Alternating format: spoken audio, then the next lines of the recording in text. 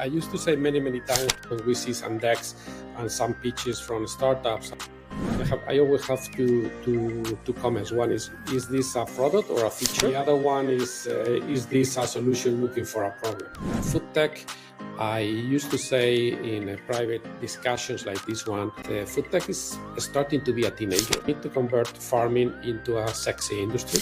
What kind of challenges did you mainly face? I haven't looked back, and this is a very good question, because the path has not been easy. The model basically that VCs use and investors in a sense is not really one that works for the agri and food industry, right? This could be a several hours debate, and I like this one.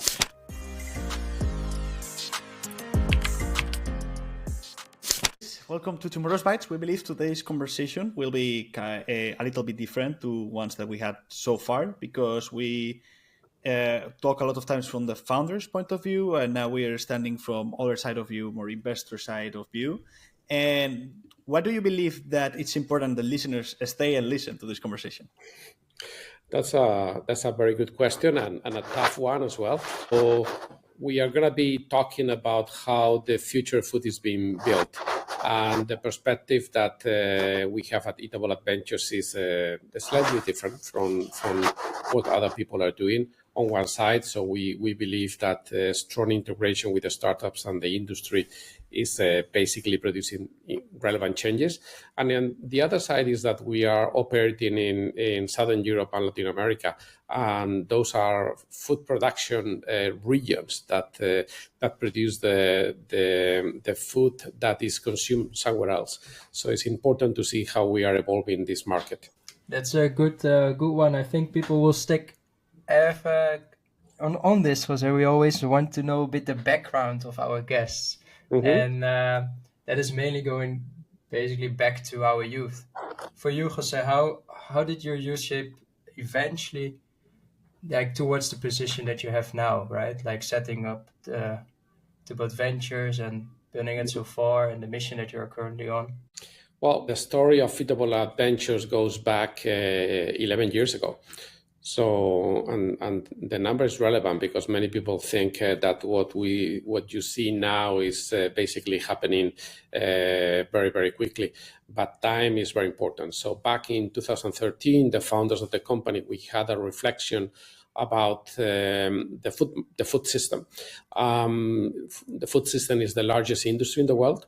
It's a 14 trillion industry. Back in 2013, we saw that the level of digitalization in the market was almost non-existent. And every market in our society is being affected by technology, is being affected by digitalization. So we thought that it was a very good moment to start helping this market adopt technology. And that basic idea that we thought it's something that will be easy and quite straightforward evolved into understanding the complexities of food production, the sustainability concerns that are around the food system. More importantly, the important role that food has as a propeller of our society. And those are the elements that are taking Eatable Adventures moving forward in the future. And for you, Ben, personally, like when did the interest in food started? Like, is it from your youth onwards that you wanted to become like a player within this field? Not really. I always liked it to eat good things. And I remember that when I was 5 years old, my grandmother put me on top of a chair in the kitchen to prepare something that I still like a lot, that is called ajo blanco. I don't know, Andres, if this is something that... Of course. Yeah. So it's a cold soup that is maybe not very popular in Spain, but it's amazing. And then I recall being 5 years old on top of the chair, mixing by hand and so on. And that created like a sense of good food and established something very important, at least for me, that is the cultural element of gastronomy. So I believe that gastronomy is an integral part of the culture. if you go to other region, not other country, because if you move from Spain to Italy or to Portugal, the food is very similar and the culture is very similar. If you move to Eastern countries, for example, there is an angle, a cultural angle that is very, very important. And we believe that moving forward in the future, this is what we need to preserve and what we need to empower. And we need to make sure that this cultural aspect is still present and is keeping the same force it's having right now. I believe that actually you have a quite a strong connection with food, if I may. We always do a little bit of research on the guests. We go through LinkedIn from the past, and one thing that really shocked me and caught my attention a lot, you have a diploma in haute cuisine from Le Cordon Bleu. And is it something that, are you a chef at your house, or is it, how did you end up like having this diploma? When in 10 years ago, 2014, it was difficult to understand how food was produced and how the food is taken to our tables, and also, and this is where I actually learned this cultural aspect. I think Le Cordon Bleu for me was a seminal development in the food market, because I understood many things: the safety and safety regulations on one side, the complexity of producing food as well, and the strong cultural aspect that is rooted into the food that we are eating. So I am a certified chef, haute cuisine chef by Le Cordon Bleu, and I like cooking. I cook at home every single day. For me, cooking is relaxing and is keeping me in a different mentality. Maybe it's not relaxing, because when you have a professional training, you even at home you deliver like a professional chef. So when I cook for 3 days and I prepare 7 dishes, and the fridge is full of how it's called in professional cuisine is mise en place. So my fridge is full of mise en place, a lot of things that I can use to produce other foods. So I think it's interesting and helps me understand many of the preparations that our startups are doing. It's also helping me to have a meaningful discussion with consumers as well. I'm very, very happy I had the opportunity to take this training.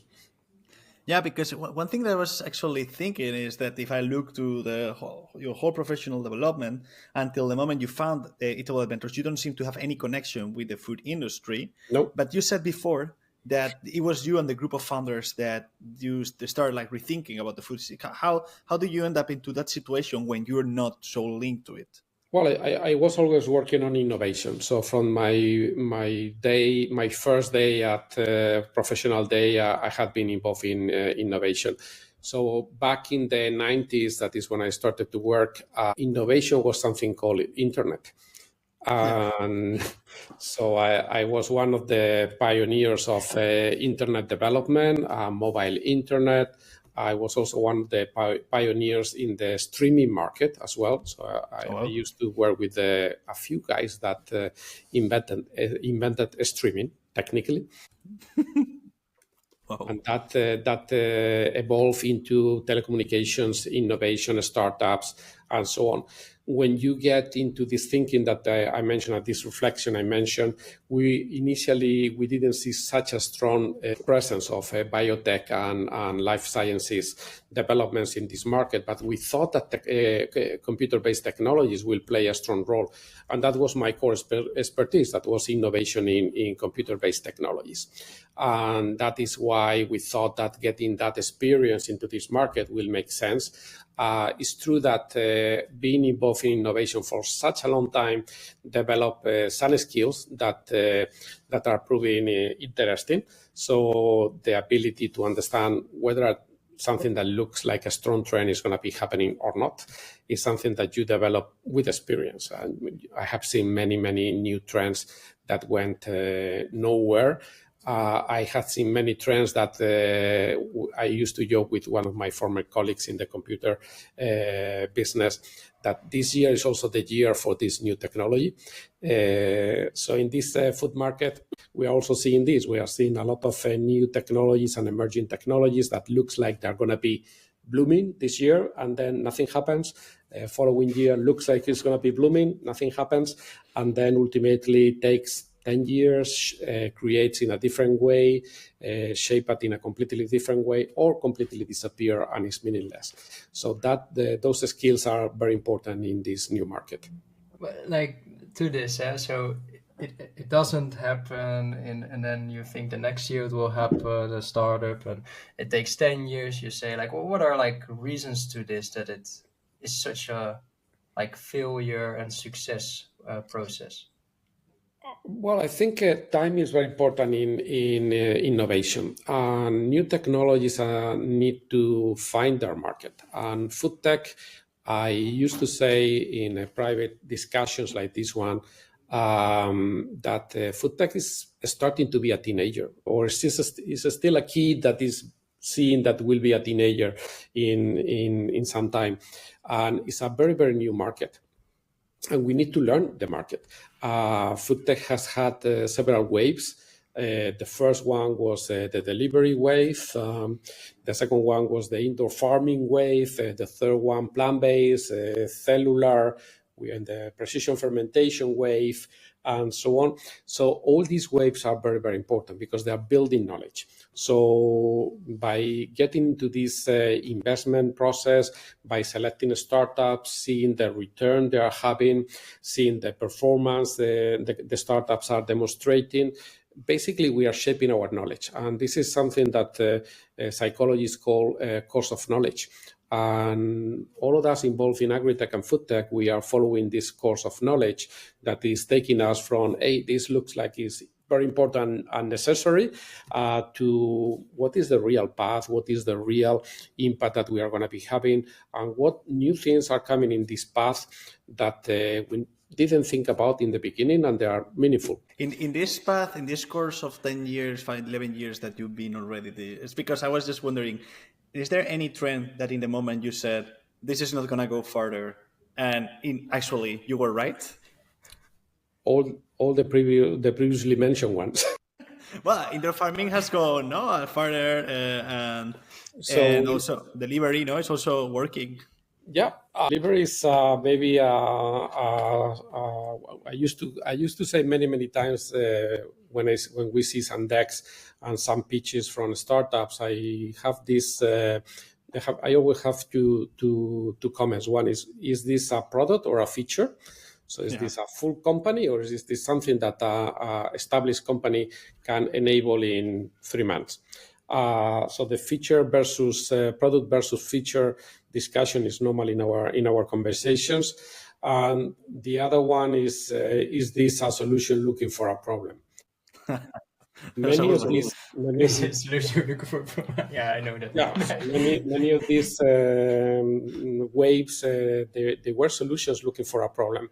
So delivery, we decided not to enter in delivery because we thought it was a zero-sum business model, so nobody was winning, and that was not what we wanted to do.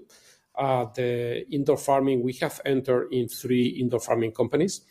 Econoke, that is being widely successful producing beer hops, but they started producing lettuces, and then with lettuces there was no market fit.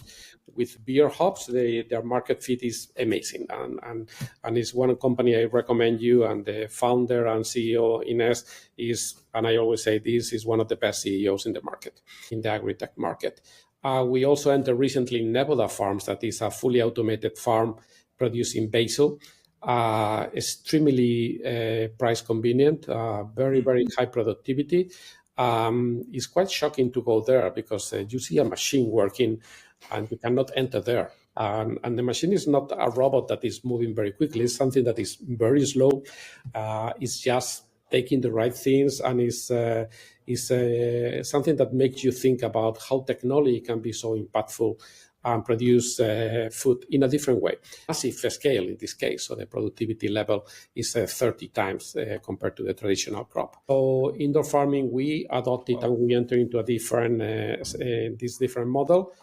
Plant-based, we decided not to enter because we saw that there was no intellectual property and and it was a consumer play, and we are basically very specialized in business to business. So we decided that the market will not be there, consumers will not be there. We didn't enter. And cellular, we didn't enter because we had a lot of insider information about the technology. And for us, it was quite obvious that the time to scale that technology will be beyond the scope of our investment vehicle. So, and this is something that when you discuss with an investor, one of the things the investor needs to realize is that my vehicle is, let's say, 10 years. Is this going to be producing money in 10 years or not? It may be perfect, may be great, may be necessary, but the limitation of the investment mandate is always something that the investors have on the decision process. I think it's really interesting. You're talking about some of the companies that you have in the portfolio of Eatable Adventures, but maybe we can get a little deeper in what is the mission of Eatable Adventures and what makes it unique between other accelerators, investment companies, etc. Well, our mission is to help the food system to become more sustainable moving forward and more efficient. We are very concerned about food security. We believe that is one of the biggest risks that humanity has on the table right now, and it's not being seriously considered. So global warming is affecting the production of food in a drastic and dramatic way. Food is becoming more expensive. And one of the reasons is the global warming impact. The other one is the lack of labor, and we believe that both climate impact is going to be harsh and workforce is going to be reduced, and there's no generational replacement for this workforce. So we see that food production is having a significant risk moving forward, and the food system will need for help. And this help will come from technology-based startups, and we are helping to develop these companies. I think it's really interesting what you're saying about all of the workforce is something that we have mentioned several times here. We brought farmers to discuss about this, and something that I was just thinking now when you were saying it's like it might be like the first time in history that for like it seems like there's no people that wants to continue being farmers, because when I studied history in high school, it was always farming was there as one of the main activities in the industry, and now it seems like all of a sudden like there's not enough people interested. How do you work in order to, for example, tackle this matter of the workforce, or is it just precisely the opposite, like thinking that the workforce is not going to be any more and we need solutions? Taking that into account. I think there's two solutions that they're intertwined. The first one is that we need to convert farming into a sexy industry, and that will make younger generations willing to be farmers.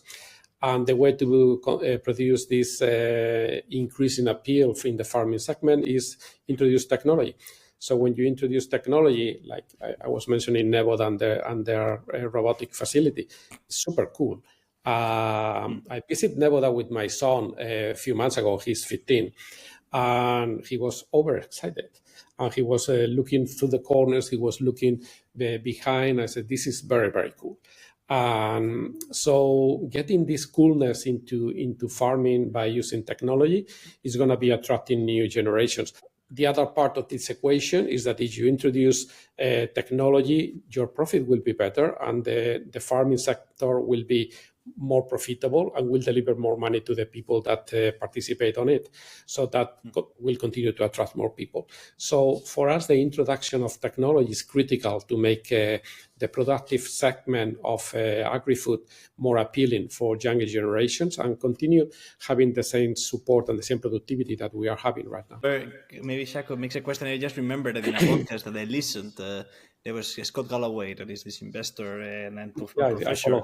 He mentioned like in the podcast they asked him what is going to be the job of the future and stuff like that, and he said it's actually Gen X jobs, no? So all these jobs that have been made historically by our grandparents or parents, that, for example, he said, I have my carpets at home and now I bring it to a place where they were used to clean it and they're going to close it because the kill children are not interested in continuing with the business. And probably there's a cycle there that is like precisely the lack of people and professionals doing this will make it like that they are making more money. I have close cases next to me that people that works in more repairing stuff are making a lot of money because there are not so many people doing the reparation at homes now. And maybe that becomes a cycle of those are the trendy jobs in the future. Could be, but I tell you, the experience of having a 30x productivity in something that you can manage with the same number of people that you will be managing a normal production facility, traditional farm, is quite shocking. So you realize that yes, there is a capex investment that is larger. There's a higher energy cost. There are new elements that are on the table. But the fact that you can multiply by 30 your revenue is something that is purely scalable, is purely technology-based, and is something that you can really consider getting younger generations because they can achieve the same level of wealth that they could achieve in computer-based technology jobs or something like that. So we need to start getting into this higher productivity by using technology, and then we will start seeing younger generations coming to this market and revamping and making it more relevant than what it is right now. That is still very relevant. Yeah, I hope that this future sets true, right? That it becomes a cool industry because, as you said, it's needed. It's an urgent need to make that switch as well. Yeah. And one of the things about like this is a challenge, right? To get that field attractive for the next generation. Yeah. But we also had conversations with founders and talking about challenges, setting up their companies. You created now in the actually quite a long period, Eatable Adventures, a big thing in the field already, in the tech scene, in the food and agri. The thing is that you will face a lot of challenges along the way, but they are like different, I think, that founders has with the startups and all kind of other companies. The first international trade show that I participated, I was telling the story of Eatable Adventures to a lot of attendees, investors and corporations and so on. Basically, everybody was very excited, but when we were mentioning that we are located in Spain, Madrid, then that was a rejection. We don't see this now because we are operating in multiple countries at the moment. We had a track record, and our brand is very much well known. In the past, the geographical position in Spain was a big hurdle because Spain is not recognized as a technology innovator, and we need to overcome that element. Then, when we started with our investment vehicle, it was also hard to start attracting LPs and potential investors because we were a newcomer to this market. So we were what is called in this market first-time manager. That is a term I hate. I always refer as emerging manager because I think it's nicer. But in that, for a period of time, we had to demonstrate that we knew how to invest and we were getting a return. And the startups we were investing, actually, they have a nice progression in the market. So that was maybe the second one. Startups from day one, they love us. So we started to get very, very nice founders calling us, sending decks and requesting for meetings and so on. For a long time, we were meeting everyone and interacting with everyone. Right now, at least myself, I have less time and less availability. I really like to meet with the startups, but we receive like 3,000 decks per year. And that is a lot. And and we also get hundreds of entrepreneurs that they want to have a 1 hour call with us to help them shape their business. and it's very, very difficult to accommodate that. So right now, the team is larger. So what we do is that the rest of the team are having a lot of meetings with entrepreneurs, founders, and startups, and then we are trying to help them. And today, this could be possibly the biggest complexity that we are having. That is how we can help so many startups. And it's very unfair. So many companies, you realize that they will need our help, or we could be putting some time to work with them and so on, but we cannot really work with 3,000 startups a year, so we don't have the volume. And then some of them many of them will not be coming into our inbound flow. We work with 120 startups per year, and that is a lot. And when you work with so many entrepreneurs, so many founders, you also develop a very good market understanding. So you know what works, what doesn't work, and so on. And we would like to scale that up and reach higher grounds. But again, we are trying to grow as fast as we can. We are trying to put all the means to work with as many founders as we can, but we have limitations, and that's on the table. Yeah, and maybe to dive into the part of that, you have such built up knowledge that you know what kind of solutions can work well and others cannot work. In that part, like, what kind of mistakes do you see mostly coming from startups towards you? And where does like the problem really lay? Is it in the expertise from founders? Is it one of the main things I would believe is that they are more technology pushed than really like problem solution pushed. Like, do they really provide a solution to a problem? Do they know their market? What kind of mistakes do you see mostly coming?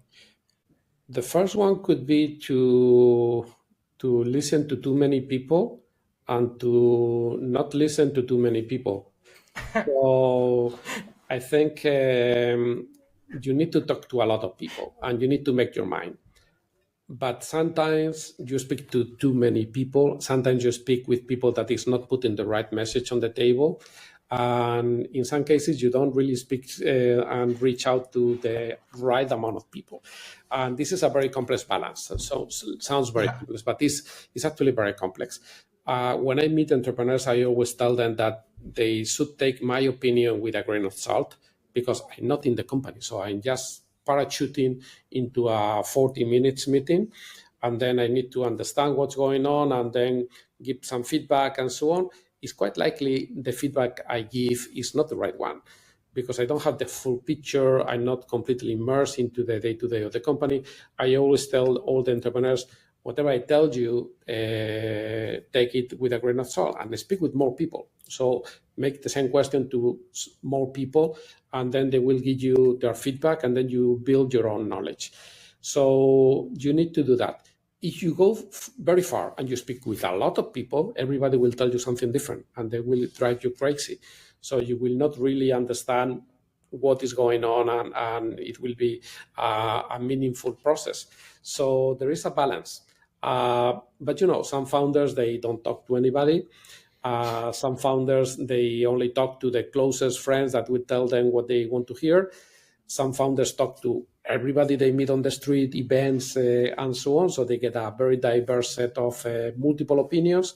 So it's a very difficult balance, but it's critical. So I think you try to devise the future of your company on your own or in your team is very, very difficult. In the food market, I always recommend talking to the industry. And this is something that many founders doesn't do. And this is classical in the startup entrepreneurial process. Everybody in the startup entrepreneurial process, they receive this message about disruption. You need to disrupt the industry. You need to see which part of the industry you are going to be disrupting, and so on. I mean, I've been working in the computer science area, and I totally buy it. I think that 3 guys in Estonia can disrupt a complete industry, talking only among themselves. That is perfect. I mean, the Spotify guys in Sweden, they completely changed the music industry. So this is possible, feasible, is happening. In the food market, when you need to realize that food production is complex, There are safety regulations. Logistics are a nightmare, super complicated. Retail, branding, reaching to the consumer and gaining the preference from the consumer is super complex. You really need to talk to the industry. So you really need to raise the phone and talk to as many industry executives as possible, trying to understand their problems and trying to understand what is the wider space that your company can fill up, and then you can really have a strong position. If you ask me what you do at Eatable Adventures effectively with the startups, is that. So I raised the phone Monday this week. We had a call with one of our startups in the packaging space and a retailer. Basically, the call was to ask the retailer about their problems. It was not a product pitch. It was not trying to sell anything. It's tell me what's going on.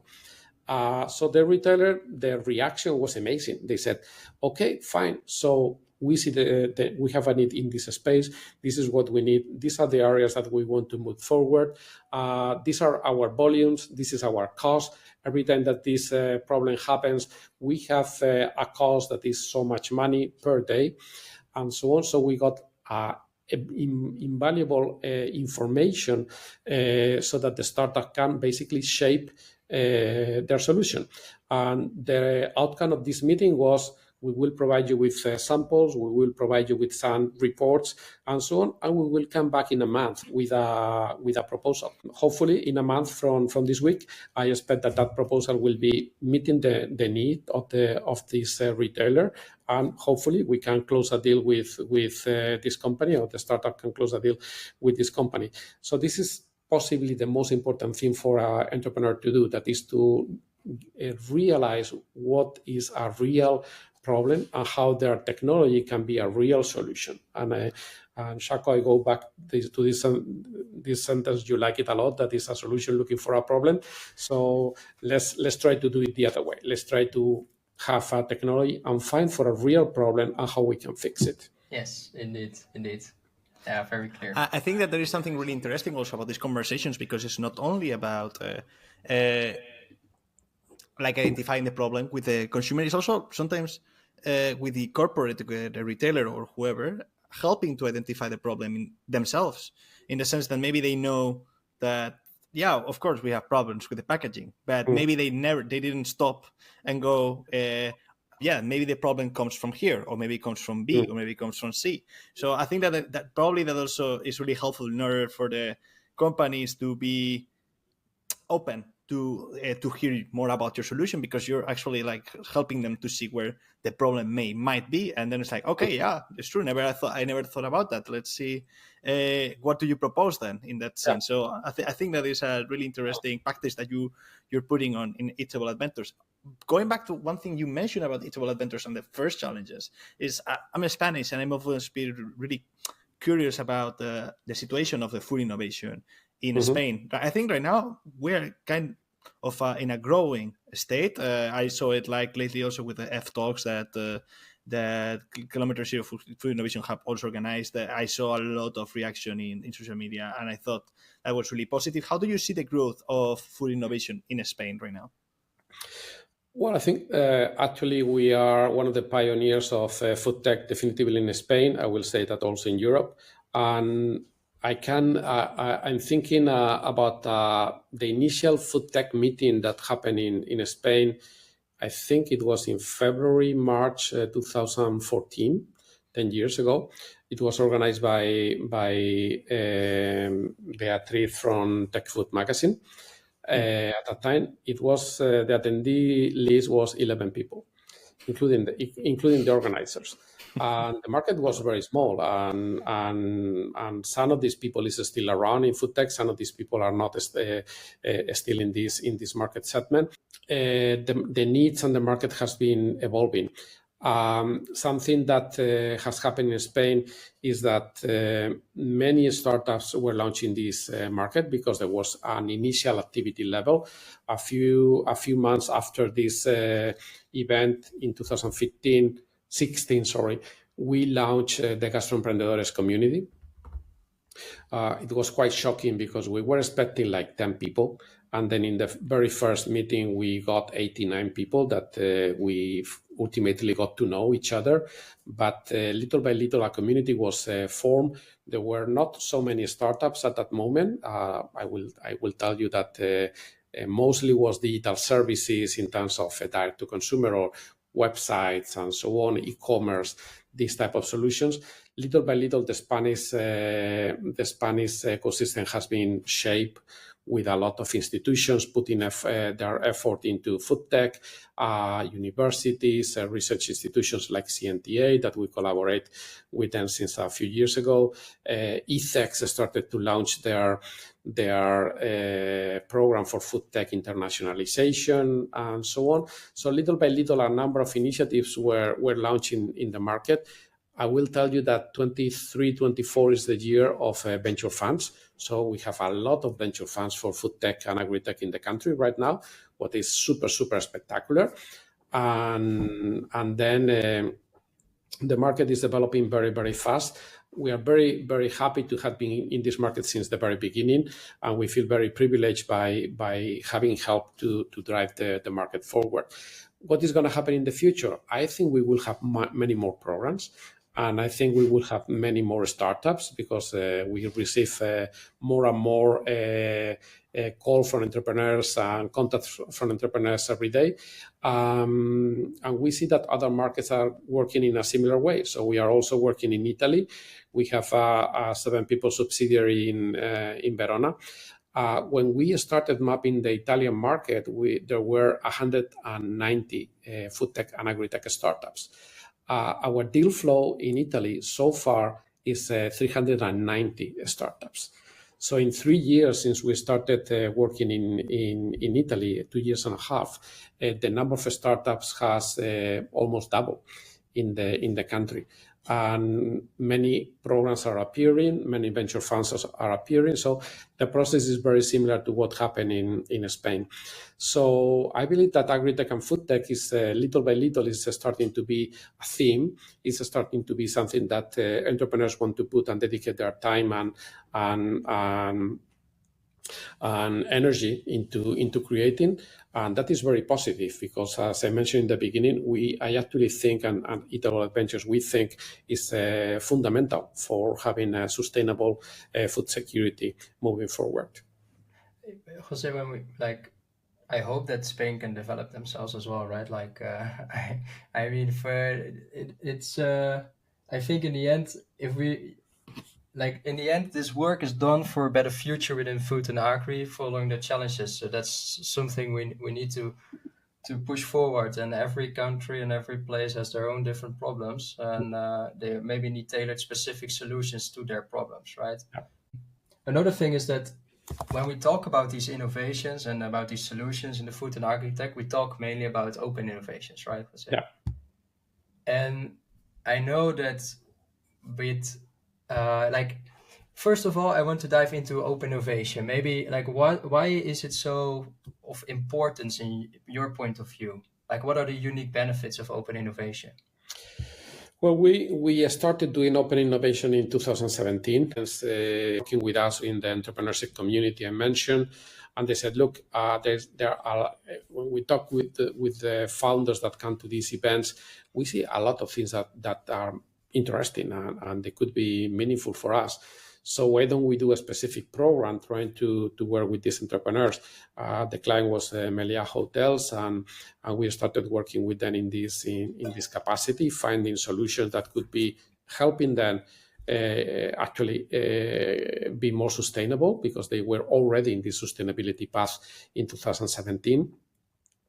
So we started working on open innovation. We had to understand what was open innovation and how the food market could benefit from these new initiatives. So we have conducted possibly more than 100 open innovation programs in these years.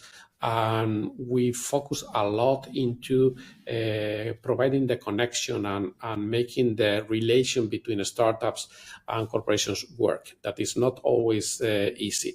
It's a very asymmetric relationship. So there's a very, very large entity and a very small entity. So it's always very, very asymmetric. And then our role here is trying to understand how to select the best startups for this asymmetric relationship on one side, and also how to steer that relationship and make it effective and working. What the potential of this relationship is very simple. A large corporation cannot take the risk of drastic disruptive innovation. So let's say that you identify a business model, a technology, or a way of implementing a solution that is truly disruptive and is going to be changing some important part of the corporation business. The large corporation cannot really take the risk to take this to their operations from one day to the other. They have shareholders, stock market in some cases. They have their revenue, EBITDA goals, etc., that could be affected by a drastic change. So they cannot really take the risk to implement this and fail. So this is where we believe that small startups can be very effective. A small startup is basically living in risk, and is basically living in a fast-moving market. So they can implement a change very quickly. They can test it, they can validate it, they can go to market. And if it is valid, if it is working, then the corporation can start benefiting of that experience and start adopting those solutions and incorporating them to their production facilities, to their product line, create new categories, etc., etc. But the relationship will basically place the risk on the smaller part of the asymmetric relationship that is the startup. Yeah, like on this, right? So you share already some common challenges that corporations face integrating startups, and I also know, if I can take an example, I think Unilever didn't really incorporate last 6 years startups into their business. So it's a big challenge, right? That corporations, or how corporations can incorporate their startups. And I'm just wondering, like, we have to create a better bridge between the corporates and the open innovation. So how can we do this? Like, what kind of strategies can we put into place and to navigate basically these challenges and create a better bridge between these two? Well, we work with more than 50 corporations active in this market. We also work with 15 governments, helping them to embrace entrepreneurship in this food tech space. With corporations, we have multiple models for engagement. So there is not a one size fit all. So it's not something that you can put on the table and then all the corporations can use it and so on. Every corp is different. Every corp has different problems, different needs, different economics. So we have multiple ways to establish this relationship between corps and startups, and we are implementing them depending on the type of organization, their specific goals, and what they're looking for. In some cases, and this is very classical, we have been doing scoutings and challenges. We have done challenges that were very, very successful. Last year, we delivered a challenge for an association called Italia del Gusto in Italy. It's 30 top brands from the Italian market. We were centered around packaging, and the packaging solutions that were identified and validated, they are being tested by 4, 5, 6 corporations at the moment. And this is a classical area that brings another element that sometimes a single corporation cannot provide the right background to get a startup developing. And you need several corporations working in conjunction, working together to help a startup. So these collaborative programs is one of the channels that we are moving forward that we believe is very successful. I think it's very good for circularity, it's very good for packaging, it's very good for elements that are addressing the needs of multiple stakeholders. In some other cases, the corporations have a very, very specific need that is private, is confidential. So we work with them creating an environment where they can find the way to collaborate with one or two startups. They normally doesn't need more than one or two, and so on. And then supporting the startups in our acceleration programs is another way that we are starting to see that is very effective, because they can provide this mentorship that is helping the startup to achieve product market. We're excited to announce that we are official media partners with Future of Protein Production event in Amsterdam between October 23rd and 24th. Don't miss out. Use the special discount code that we leave in our description to join us in this groundbreaking event. Like, talking about the conjunctions and that corporations have to come and work close together to get startups going.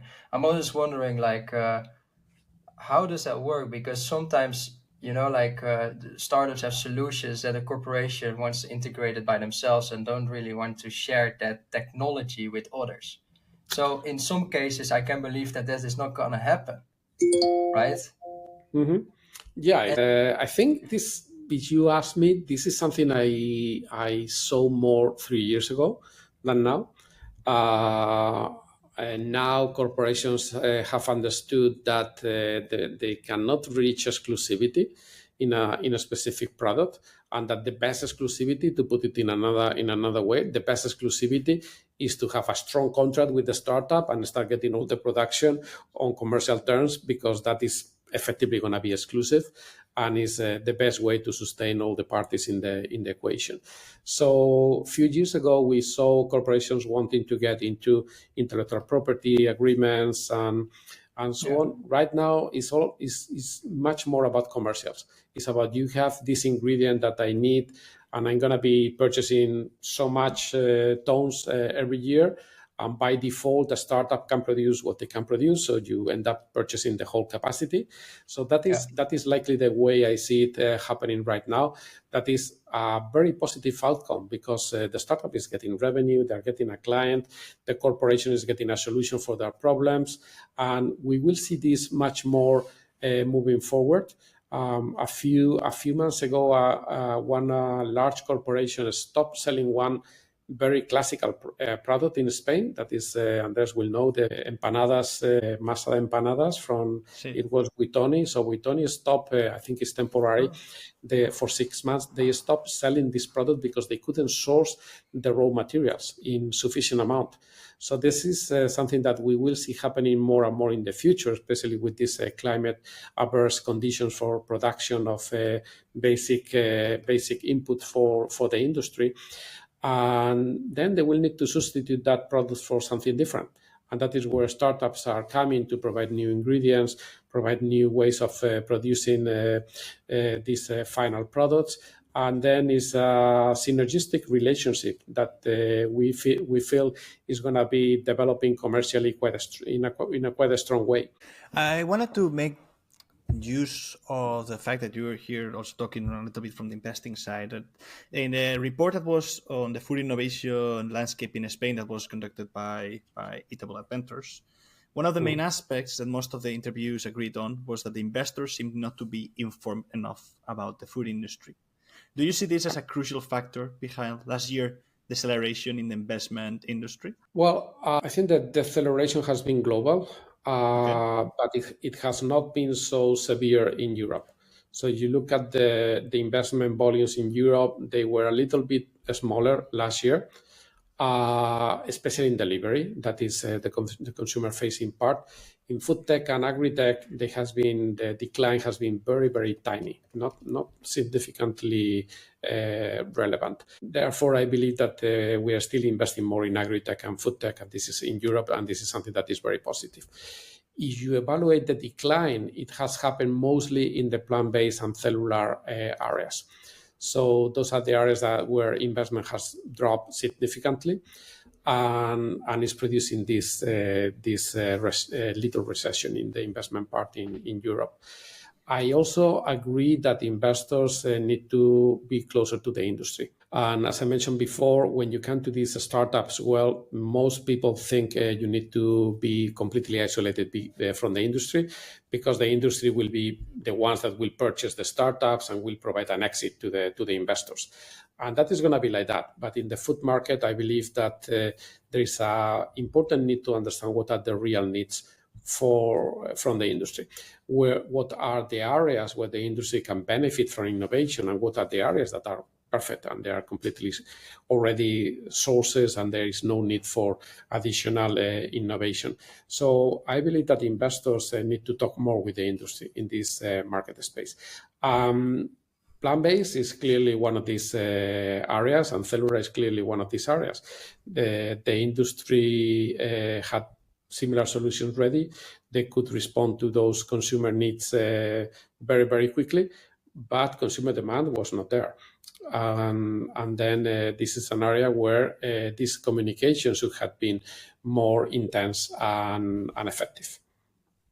You know that talking about investors, I was lately talking with like one in this field as well, and problem, I think is a problem, and also it's a challenge actually, is that investors tend to avoid like really early stage investments due to the high risk in food and agri-tech, like technology, because they, like, if we talk about VCs, they really think their model is just a building 5 to 6 years and then a 10x exit, which is like comparable to technology and the IT and that world. But the food and agri-tech is actually different, because if you go on agri-tech, like you have to do with crops, and crops, like, you know, like very practical thing that takes years like to grow it, and you cannot like scale it very quickly, so you already lose some time in that. But the model basically that VCs use and investors in a sense is not really one that works for the agri and food industry, right? This could be a several hours debate. And I like this one. So we work in early stage, and our spreadsheets demonstrate that you can really have a strong return in early stage. I also think that the risk at early stage is theoretically larger, but in reality is not so large. If your payroll is $50 per month, then in order to sustain the company, you don't really need so much money. So keeping the company alive is much easier in early stage. The other part is that when we work with the startups in the early stage and during this model that I have outlined, we eliminate, or we work and trying to eliminate all these risks that a startup has. That for me, there are 3 levels of risk. The first one is technology risk. We are working with a growing number of research institutions that are helping startups to industrialize their technology findings and productize those technology findings. So we eliminate this risk by collaborating with established research centers and universities. The market risks, we work with the industry. So we put the startups in contact with the industry, and then they understand the market volume, what they need to go to do to address that market. So we eliminate this market risk. And the third risk is the company risk and the startup itself.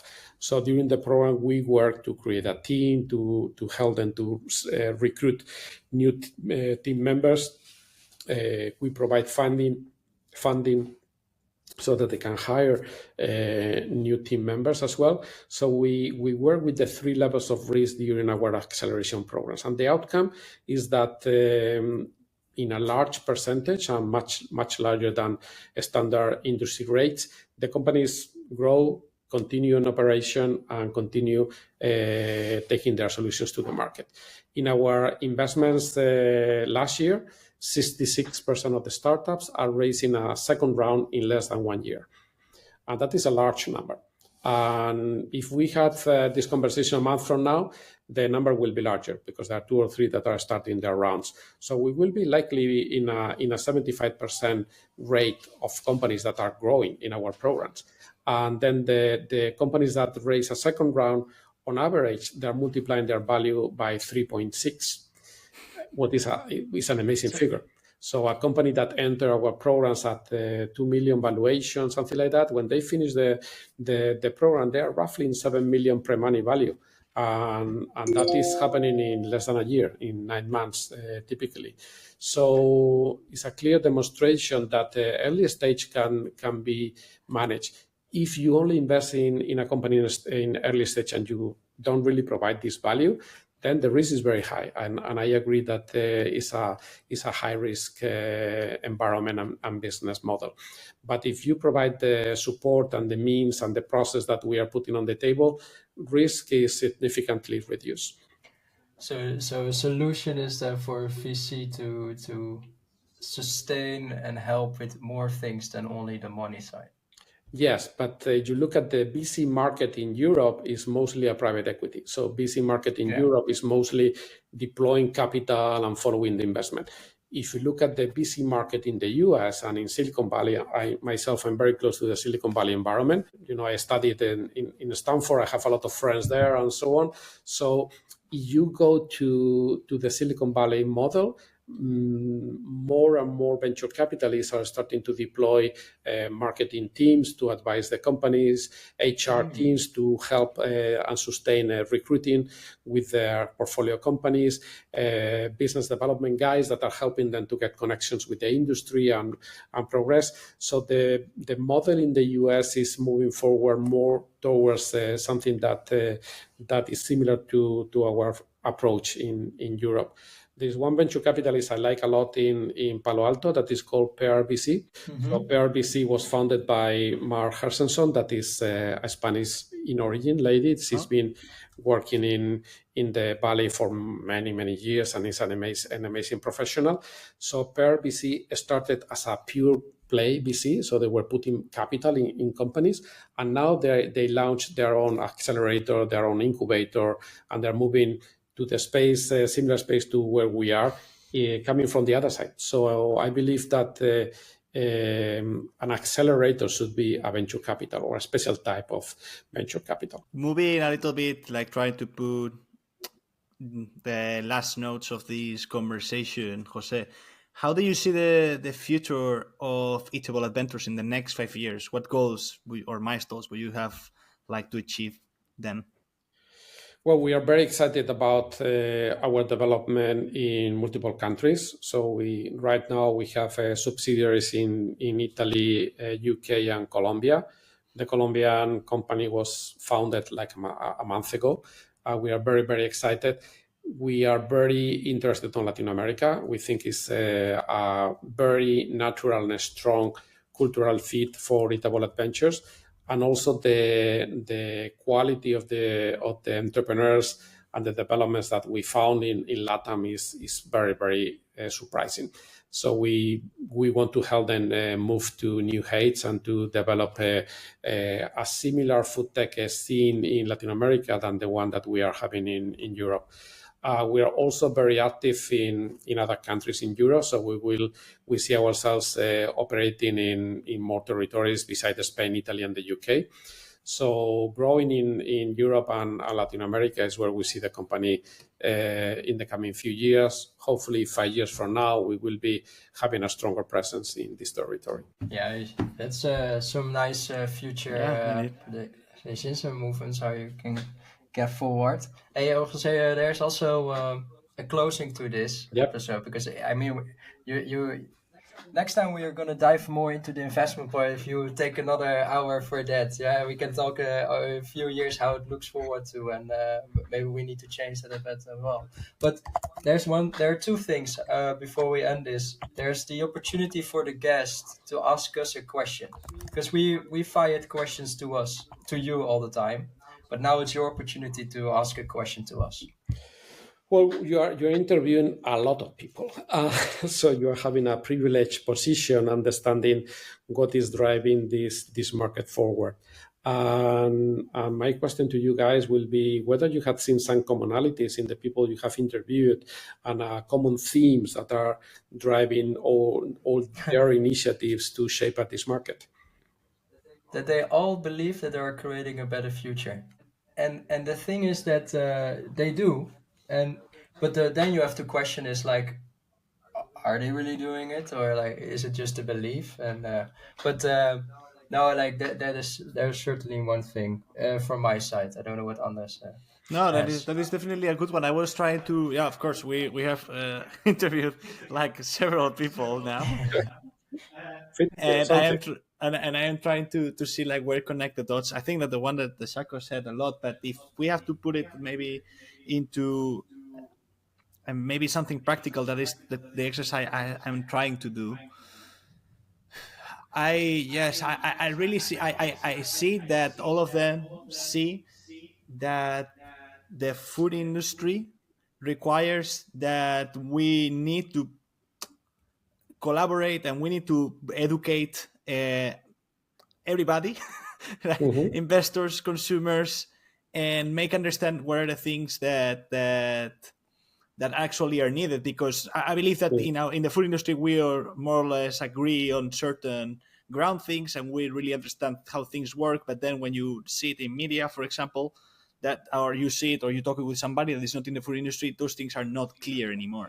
And I think that No, but everybody we brought here has like this mentality that yeah, we understand all these problems, but we have not communicated yet well these to the others. yeah, I think that is something. Yeah. I mean, but for also in the industry, right? Investors, some True. of them, like if they also don't know exactly like where's the solution going, how is it going to benefit really the case, where do I invest my money, basically. And Yeah. so I believe that the stories and the things that we put on that needs to be placed, and we need to Mhm. share this more because in the end, coming back to the beginning of this conversation, there are huge challenges, Mhm. and one of them is food security, right? Yeah. And we need solutions, so just sharing that. And I think that all our guests, yeah, they have this clear as well.